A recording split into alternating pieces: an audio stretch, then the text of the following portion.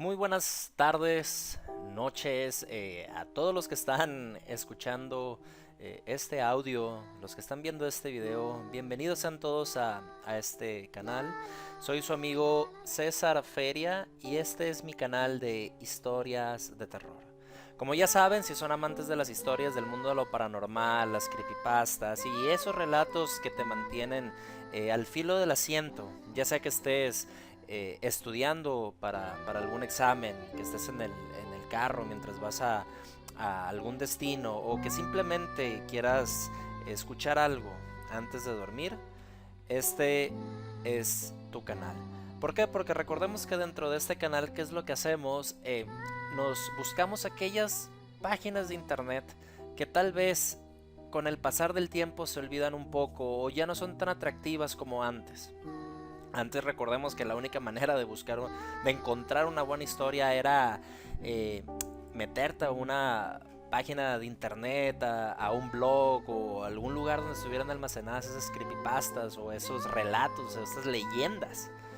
Y ahorita ya tan sencillo como, ¿sabes qué? Vamos a buscar un video aquí en YouTube y vamos a dejar que corra la historia, ¿no? Pero muchas veces no sabemos de dónde salen esas historias. Entonces es por eso que estamos aquí, para tratar de ver cuáles son los relatos que más se nos acomodan y que son un tanto interesantes. Pero bueno, en esta pequeña serie de historias de terror de la página historiasdeterror.com seguimos explorando un poquito las categorías que hay. Ya saben que ya tuvimos una historia de brujas, una historia de fantasmas.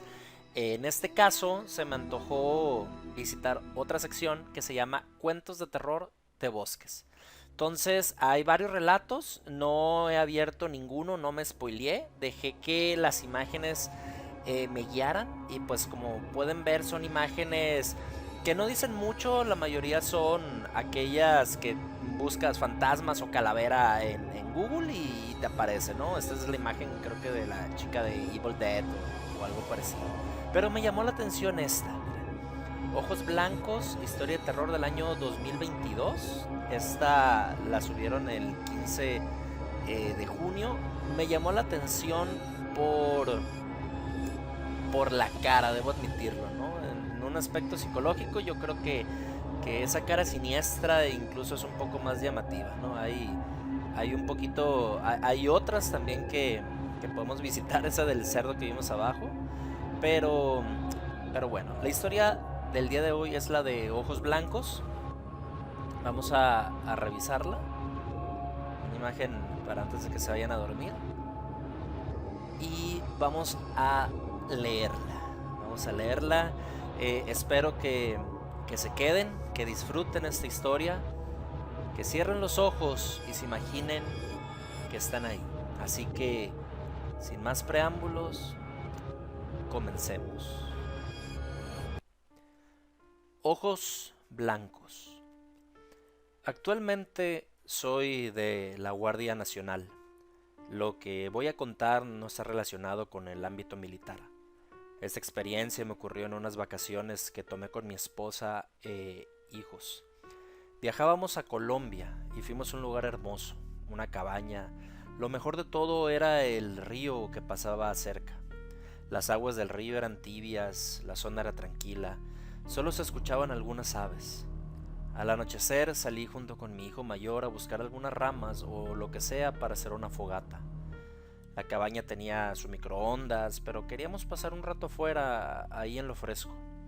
Caminábamos por la orilla del río mientras levantábamos ramas secas. Íbamos platicando, apreciábamos el paisaje. De pronto escuchamos que algo crujió y se arrastró. Ambos nos quedamos quietos y sospechamos que se trataba de un animal. Y debía ser uno bastante grande, pues a los pocos segundos se escuchó un gruñido, como si fuera un felino. Podíamos escuchar cómo inhalaba y exhalaba. Sonaba bastante pesada su respiración, igualito que un animal furioso. Debía estar cerca, pero entonces, del otro lado del río, de entre los árboles, pude ver que se asomó un gran rostro, con prominentes ojos blancos. Nos estaba mirando directamente. Esa cosa estaba lejos, lo que significaba que había al menos dos de esas criaturas. lo que estábamos viendo y la otra que estábamos escuchando. La bestia de los ojos blancos avanzó un poco hacia adelante y saliendo de los árboles y quedando al descubierto, andaba en 4 patas. Su cuerpo era deforme y alargado. No sé por qué razón, pero el aire empezó a sentirse pesado, denso, a tal punto que empezamos a sentir que nos íbamos a asfixiar, pero aún así no movimos ni un músculo. Sin duda alguna no queríamos hacer enojar a esos monstruos. Lo que más me preocupaba era que la respiración pesada y agitada parecía estar a pocos metros de nosotros y la cosa de ojos blancos ya estaba en la orilla del río. Entonces, en lo alto de uno de los árboles, pude ver el rostro de la cosa que habíamos estado escuchando respirar. Era como un perro sin pelo, de piel pálida. Estaba de cabeza. Quizás era por la poca iluminación, pero me pareció verlo sonreír. Yo estaba completamente hipnotizado viendo sus brillantes ojos blancos. Parecían 2 focos, luego lentamente se fue perdiendo entre las ramas y se alejó. Me había quedado tan inmerso en esa mirada que ni siquiera supe en qué momento mi hijo se fue. No hubo ningún ruido, no lo escuché correr y tampoco escuché que se lo llevaran. Mi hijo simplemente había desaparecido en un instante. Volteé hacia el río y la otra bestia tampoco estaba. Lo llamé por su nombre en repetidas ocasiones, grité, pero no hubo respuesta. Me puse a caminar deprisa alrededor de la zona, busqué huellas en la tierra, alguna marca, cualquier cosa hasta dentro del río. Vi que estaba flotando una pulsera que yo le había regalado. Corrí y la tomé. El río era un poco profundo, pero no demasiado, pero no se podía atravesar caminando, la corriente era un poco fuerte. Recuerdo que pensé que quizá cuando yo me distraje mi hijo se había acercado mucho a la orilla y había resbalado. Era la mejor idea que tenía en aquel momento.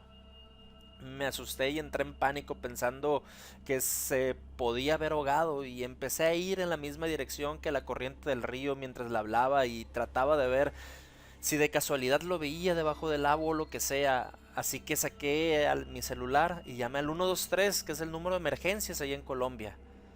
Pedí ayuda y expliqué qué estaba pasando y luego continué buscando a mi hijo. Del otro lado del río vi uno de sus tenis. Yo no me puse a pensar en cómo era posible todo lo que estaba pasando y no me importaba. Lo único que yo quería era encontrarlo.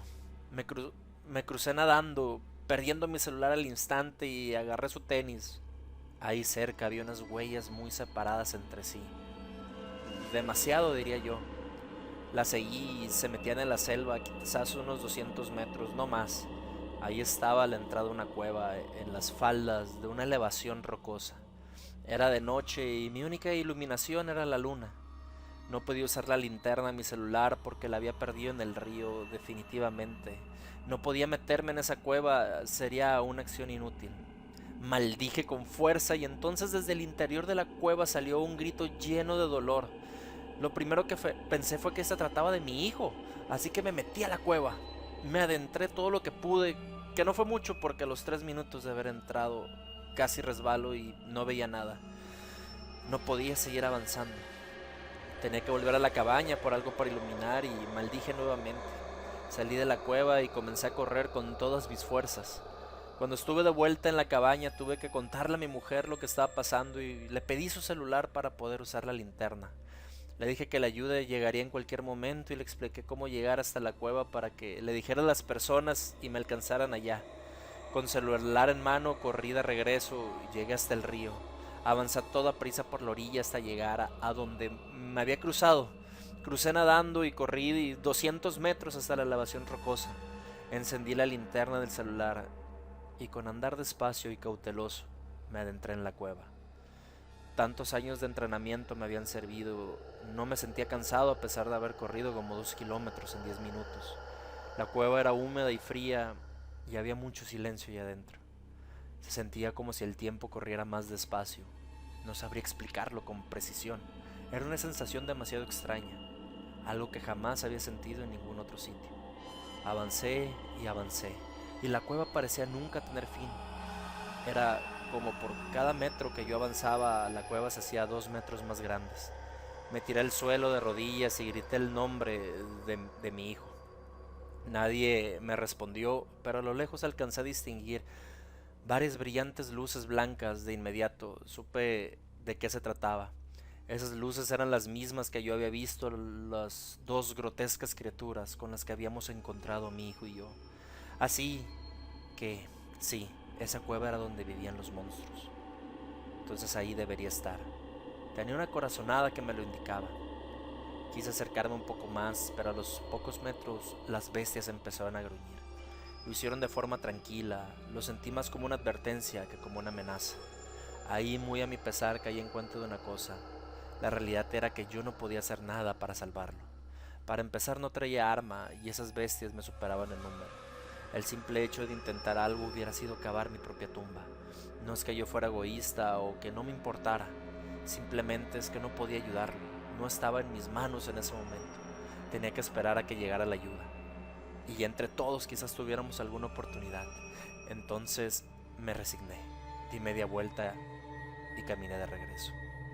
En cuanto salí de la cueva me puse a pensar en si debía esperar ahí o a que llegara la ayuda, o si debía acercarme al campamento para encontrarlos en el camino y así llevarlos yo hasta la cueva, porque eso sería más rápido. Así que fue lo que hice. Corrí de nuevo hasta la cabaña. Ya me estaba sintiendo exhausto, ya habían llegado algunas personas y fui directo con ellos. Les supliqué que me siguieran, un par de ellos traían armas con sedantes. Mi mujer me lanzó una mirada de angustia, tenía que traer a nuestro hijo sano y salvo. Mientras corríamos hacia la cueva les fui contando todo. Ellos me dijeron que posiblemente se tratara de alguna especie desconocida, ya que la zona en la que estábamos conectaba con la selva del río Amazonas. Pero en contra de toda lógica, cuando llegamos ya ya no había ninguna cueva. Pe- Pero yo no me había equivocado. La elevación rocosa era la misma.